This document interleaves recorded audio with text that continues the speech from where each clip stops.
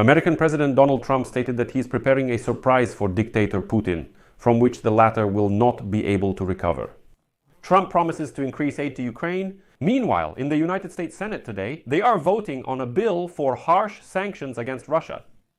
And when Trump was asked if he was preparing a new, at least sanctions-related blow against Putin, Trump urged not to spoil the surprise for the Russian dictator and to wait for the news. My name is Pechey. It's July 9th on the calendar. Next, everything in order.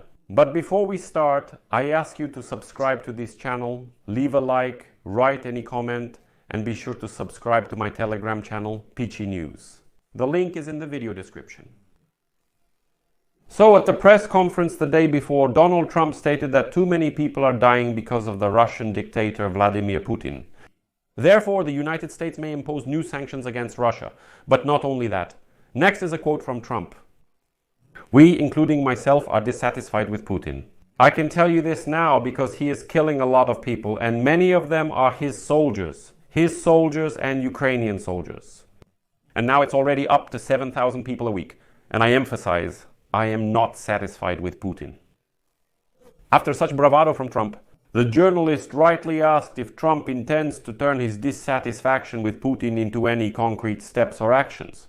Like, of course, you can repeat 1,000,000 times, I'm dissatisfied with Putin, but will that actually turn into action? To this, Trump smirked and replied, quote, I'm not going to tell you that. Don't we want to make a little surprise? Then the journalist reminded the United States president that a bill on so-called hellish sanctions against Russia has been gathering dust in Congress for several months. They suggested it may be time to not only consider it, but also implement it. Trump replied, I'm considering it. The Senate is passing a very tough sanctions bill. It's not mandatory. It's entirely my decision. They pass and end it completely at my discretion. And I take this very seriously. At the same time, Trump unexpectedly boasted about American military aid to Ukraine, which, I remind you, he had previously criticized actively. Earlier, Trump was shouting everywhere that so much aid shouldn't have been given to Ukraine, that it was wasteful, and that it was Joe Biden's mistake. And as you remember, he even demanded that America get its money back for the aid provided to Ukraine. But then suddenly Trump makes a statement, and here comes a long quote from the American president. The Ukrainians showed bravery, but we provided them with top-notch equipment, including an anti-tank weapon that could destroy tanks with a single shot. We gave them the newest and best missiles. They were able to shoot down many things that would have normally destroyed everything. You know, it probably would have been a very quick war, a war that would have lasted 3 or 4 days.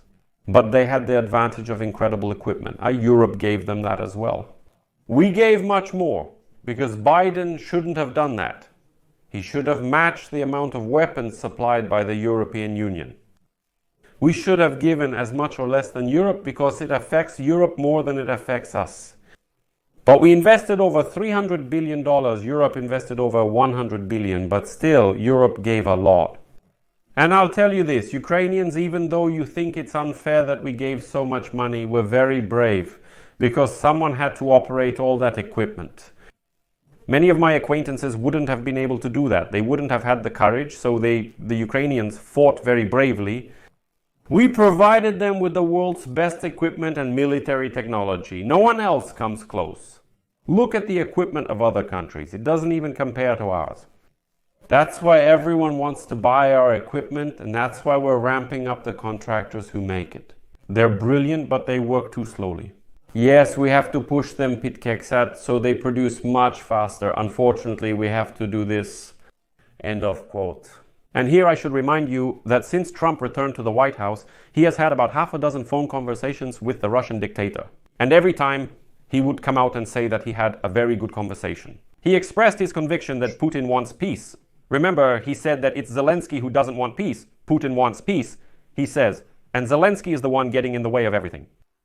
But in practice, Russia only intensified its attacks on Ukraine, which in the end even Donald Trump had to admit. In July, he began to openly criticize the Russian dictator, to which people in Moscow just shrugged. And let me remind you that the former president of the Russian Federation, Dmitry Medvedev, said that Putin simply doesn't care about the statements of United States President Donald Trump.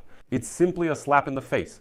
He says, yeah, we don't care at all about what Donald Trump says. And now Trump himself says that Putin is just deceiving us and it's time to take action.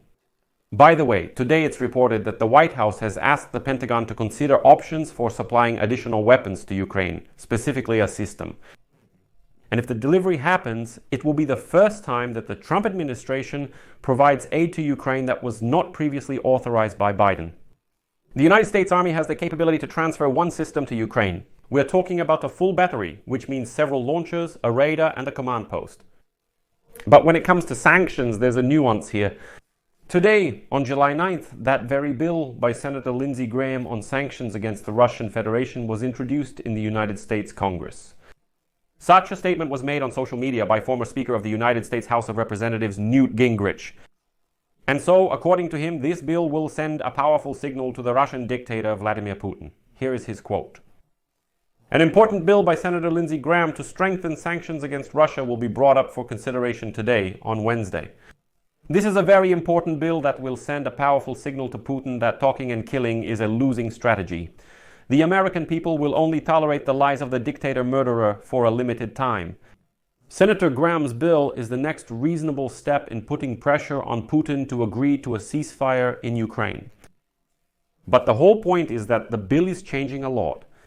I want to clarify right away, you shouldn't expect its adoption to immediately lead to sanctions against the Russian Federation. Especially under Donald Trump, the bill, as we discussed earlier, changed a lot in its wording at the request of Donald Trump. And you could say that Lindsey Graham gave in. I'll just give you a comparison here. The first version of the bill sounded roughly like this. Trump initiates the process of imposing sanctions by issuing a statement that Russia refuses to enter into peace negotiations. And then Trump automatically imposes sanctions. And the current version of the bill, the second one, sounds roughly like this. Trump initiates the process and then Trump decides whether to impose sanctions or not. There's nothing automatic about it. That's the very substitution. The wording should be must be imposed immediately, but instead it's may be imposed at the president's discretion. So in fact, yes, of course. In any case, it will be a lever of pressure because procedurally the Senate will vote, then the House, and all that's left is Trump's signature. And Trump can say that if you, Putin, don't go to negotiations, then my hand is already raised over the paper, ready to sign. On the other hand, it completely hands over, let's say, the reins of this issue personally to Donald Trump. That's a dangerous situation. Nonetheless, I'll stop here for now. Share your opinions and conclusions in the comments below this episode. Subscribe to the channel, hit the bell, and don't forget to like. That's all for now. Take care, everyone. Bye.